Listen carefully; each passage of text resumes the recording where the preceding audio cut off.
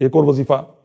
جن لڑکیوں کی شادی نہ ہوتی ہو یا منگنی ہو کر ٹوٹ جاتی ہو، وہ نماز فجر کے بعد یا ذا الجلال والاکرام 312 دفعہ پڑھ کر اپنے لیے نیک رشتہ ملنے کی دعا کریں، انشاءاللہ عز و جل جلد شادی ہوگی اور خاوند بھی شوہر بھی نیک ملے گا۔ ایک اور وظیفہ شادی کی رکاوٹ دور کرنے کا، یا حی یا قیوم 143 بار لکھ کر تعویذ بنا کر کنوارا اپنے بازو میں باندھ لے یا گلے میں پہن لے، انشاءاللہ اس کی جلد شادی ہو جائے گی اور گھر بھی اچھا چلے گا۔ چوتھا روحانی علاج شادی کی رکاوٹ دور کرنے کا، لڑکی یا لڑکے کے رشتے میں رکاوٹ ہے یا اس میں بندش کا شبہ ہے، روزانہ فجر کی نماز کے بعد باوضو ہر بار بسم اللہ الرحمن الرحیم کے ساتھ سورہ 3 والتین والزیتون وطور سینین وہذا البلد الامین، یہ پوری سورت